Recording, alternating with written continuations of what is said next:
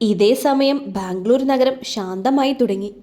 Office വർക്കുകളെല്ലാം തീർന്ന് ദേവൻ work റൂമിൽ നിന്നും തൻ്റെ റൂമിനെ ലക്ഷ്യമാക്കി നടന്നു. ഇന്ന് രാവിലെയാണ് ഗൗരിയുടെ കാലിലെ കെട്ടഴിച്ച് മാറ്റിയത്. ചെറിയ മുറിപ്പാടുകളുണ്ട്, ഉണക്കമായിട്ടുമുണ്ട്. ദേവൻ റൂമിലേക്ക് ചെന്നെങ്കിലും ഗൗരി അവിടെ ഉണ്ടായിരുന്നില്ല. മേശപ്പുറത്ത് നല്ല ചൂട് ചായ ഇരിക്കുന്നുണ്ട്. ഇവളിത് എവിടെ പോയി? മറുവശത്ത് ടി വി ഓൺ ചെയ്ത് വെച്ചിട്ടുണ്ട്. ദേവൻ ബാത്റൂമിലും ഡ്രസ് റൂമിലുമെല്ലാം അവളെ നോക്കി. ഈ രാത്രി ഇവളിത് എവിടെ? ഓ, ടെറസിലായിരിക്കും. അവിടെയാണല്ലോ ഫുൾ ടൈം. ദേവനൊന്ന് ഫ്രഷായി ടെറസിലേക്ക് നടന്നു. അവിടെ ആകാശത്തെ നക്ഷത്രങ്ങളെ നോക്കി ഇരിക്കുകയാണ് ഗൗരി. ഡോ, ഇവിടെ വന്നിരിക്കുകയാണോ? ദേവൻ്റെ പെട്ടെന്നുള്ള വരവും ശബ്ദവും അവളെ ഒന്ന് ഞെട്ടിച്ചു. പേടിച്ചോ താൻ? ദേവൻ തിരക്കി. ഇല്ല പിന്നെ. അല്ല, എന്താ ഈ നേരത്തെ ഇങ്ങോട്ട്? ചുമ്മാ ഇവിടെ വന്നിരുന്നാൽ ഒരുപാട് സ്ട്രെസ്സ് കുറയുന്നത് പോലെയാണ്. ഓ, എനിക്കിതുവരെ തോന്നിയിട്ടില്ല. നിങ്ങൾക്ക് പൈസക്കാർക്ക് എന്ത് സ്ട്രെസ്സാണുള്ളത്? ശരിയാ, ഞങ്ങൾ മനുഷ്യരല്ലല്ലോ. അവളൊന്ന് ചിരിച്ചു. ബാൽക്കണിയിൽ കൈവച്ചുകൊണ്ട് ശാന്തമാവുന്ന ബാംഗ്ലൂർ നഗരത്തെ നോക്കി അവൾ നിന്നു. ദേവൻ അവളുടെ പിന്നിലൂടെ കെട്ടിപ്പിടിച്ചു. ഇങ്ങനെ നിന്നാൽ മതിയോ?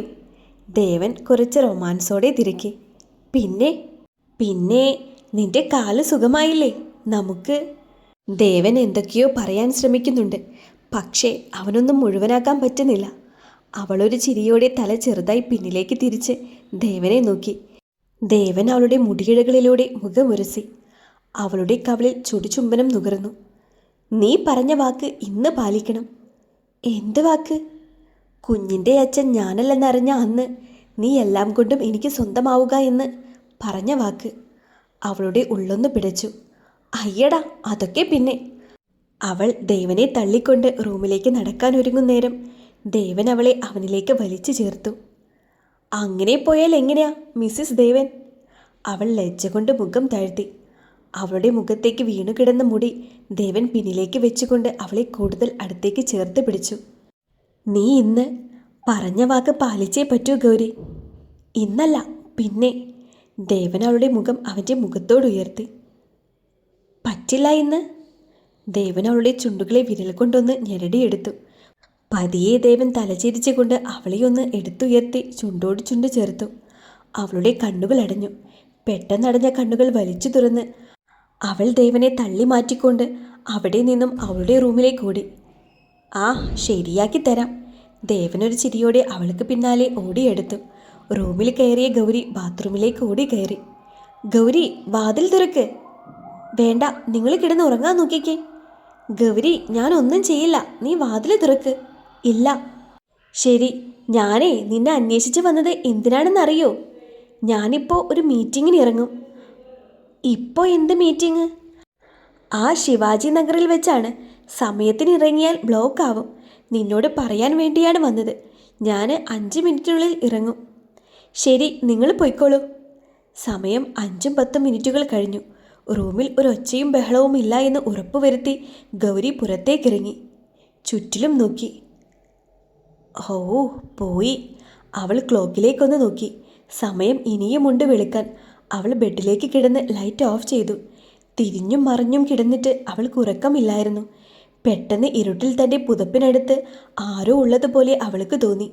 ഞെട്ടിത്തെറിച്ചുകൊണ്ട് ലൈറ്റ് ഓൺ ചെയ്തെങ്കിലും ആരെയും കണ്ടില്ല. എന്താ അത്? അവൾ താനെയൊന്ന് ചോദിച്ചു. ഭയം അവളിലേക്ക് ഇരമ്പിയെത്തി. ഭും! പിന്നിൽ നിന്നും വലിയൊരു ശബ്ദം അവൾ കേട്ടു. തിരിഞ്ഞു നോക്കിയതും തനിക്ക് പിന്നിൽ 2 കൈകളും കെട്ടി നിൽക്കുന്ന ദേവനെയാണ് അവൾ കണ്ടത്. നിങ്ങൾ പോയില്ലേ? ഇല്ല. അവൾ പതിയെ ബെഡിൽ നിന്നും എഴുന്നേറ്റ് ബാത്റൂമിൽ കയറാൻ ശ്രമിച്ചെങ്കിലും ദേവൻ അതിനുള്ള അവസരം നൽകിയില്ല. അവൻ്റെ കൈക്കുള്ളിൽ അവൾ ഞെരുങ്ങി അമർന്നിരുന്നു. ആ, വിട്. ഓടാനല്ലേ? ഇല്ല, ഓടില്ല, വിട്. ഇല്ല മോളെ. ദേവൻ അവളെ വാരിയെടുത്ത് ബെഡിലേക്കിട്ടു. അപ്പോൾ happy first night my dear ഭാര്യ. വേണ്ട. വേണം. ബെഡിൽ നിന്നും എഴുന്നേക്കാൻ ഒരുങ്ങിയ ഗൗരിയെ പിടിച്ച് വലിക്കുന്നതിനിടയ്ക്ക് അവളുടെ വസ്ത്രം കീറി. അവളൊന്ന് സ്റ്റെക്കായി. തൻ്റെ പിൻഭാഗം മുഴുവനായി കീറിയിരിക്കുന്നു. അവളൊരു ഞെട്ടലോടെ അങ്ങനെ നിന്നു. എൻ്റെ ഗണേശ! അവൾ ഉള്ളിൽ വിളിച്ചു. കീറി തൻ്റെ കയ്യിലിരുന്ന ഡ്രസ്സ് ദേവൻ വീണ്ടും വലിച്ചു. അത് അവളുടെ ഡ്രസ്സിൻ്റെ അടിവരെ കീറി. അവൾ നാണം മറയ്ക്കാൻ എന്ന വണ്ണം ചുമരിനോട് ചാരി തൻ്റെ പുറം ചുവരിലേക്ക് ചേർത്ത് നിന്നു. ഇത് ശരിയല്ല, അവൾ ദേവനോട് പറഞ്ഞു. അവനൊന്ന് ചിരിച്ചു. ആര് പറഞ്ഞു? ഒരാളുടെ അനുവാദമില്ലാതെ ഇങ്ങനെ ചെയ്യുന്നത് തെറ്റാണ്.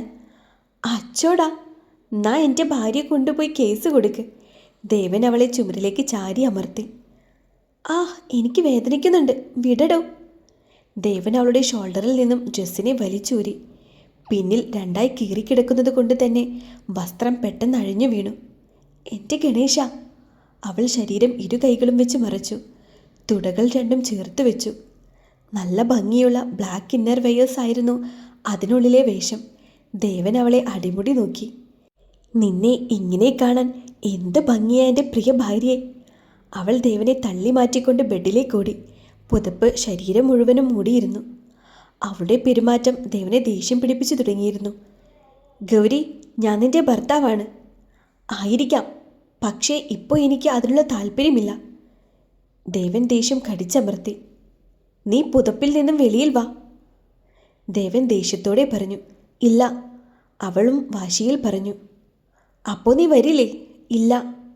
എന്തോ അവൾക്കുള്ളിൽ ഭയമായിരുന്നു. എന്തുകൊണ്ടും തന്നേക്കാൾ വലിയൊരു മനുഷ്യനാണ് ദേവൻ. വലിയ ചുമലുകളും നീണ്ട ശരീരവും ജിമ്മൻ ബോഡിയും. ഗൗരി ദേവൻ്റെ ഷോൾഡറിൻ്റെ അത്ര കൂടിയില്ല. വെറും 55 കിലോ മാത്രമുള്ള ഒരു നരുന്തു പെണ്ണ്.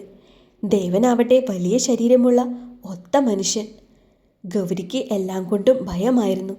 പെട്ടെന്നാണ് ദേവൻ വാതിൽ തുറന്നുകൊണ്ട് പുറത്തേക്ക് പോകുന്നത് അവൾ കണ്ടത്. ദേവൻ വാതിൽ വലിച്ചടച്ചുകൊണ്ടാണ് ഇറങ്ങിപ്പോയത്.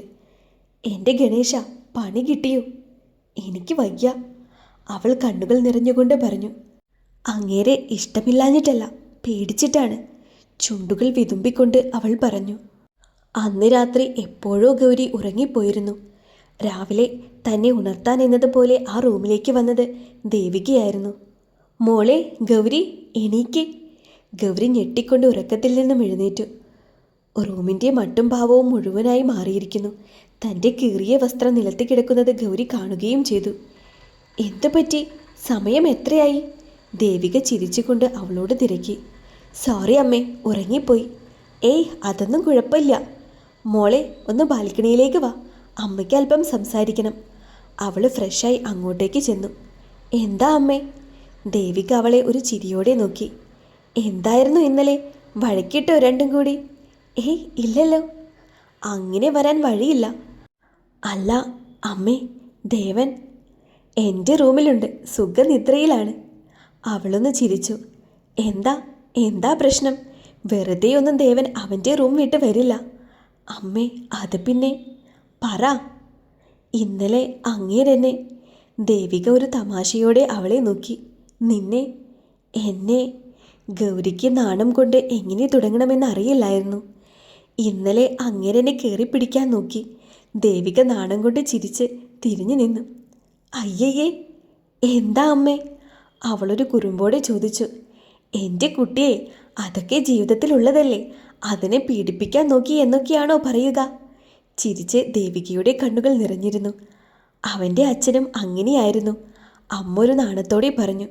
കൂടെ ഉള്ളപ്പോൾ എപ്പോഴും എന്നെ ഓടിച്ചിട്ട് കെട്ടിപ്പിടിക്കുകയുമൊക്കെയായിരുന്നു. പെട്ടെന്നാണ് ദേവികയുടെ മുഖം വാടിയത്. മോൾ എന്തിനാ പേടിക്കുന്നത്? നിങ്ങൾ ഭാര്യയും ഭർത്താവും അല്ലേ? അതെ, എന്നാലും എനിക്കതൊക്കെ വലിയ ഭയമാണ്. എന്തിന്? അതൊക്കെ ഒരു പൂ പറിക്കുന്ന ലാഘവത്തോടെ എടുക്ക്. ദേവന് മോളെ ഒരുപാട് ഇഷ്ടമാണ്. ഇന്നലെ ഒരു പരാതിയുമായി അവൻ വന്നപ്പോൾ ഇതാണെന്ന് വിചാരിച്ചില്ല. ദേവിക ഗൗരിയുടെ തോളിൽ തട്ടിക്കൊണ്ട് പറഞ്ഞു. മോളെ, പേടിക്കണ്ട, അവനത്ര ക്രൂരനൊന്നും അല്ല. ചെല്ല്. ഗൗരി തലയാട്ടിക്കൊണ്ട് റൂമിലേക്ക് ചെന്നു. കുളിച്ച് ഫ്രഷാവാൻ ദേവൻ റൂമിലേക്ക് എത്തിയിരുന്നു. അവളെ കണ്ടിട്ടും കാണാത്ത ഭാവം നടിച്ചുകൊണ്ട് ദേവൻ നടന്നു. അതെ, അവൾ അവനെ ഒന്ന് വിളിച്ചു. എന്നാലും അവളെ മൈൻഡ് ചെയ്യാതെ ദേവൻ നടന്നു.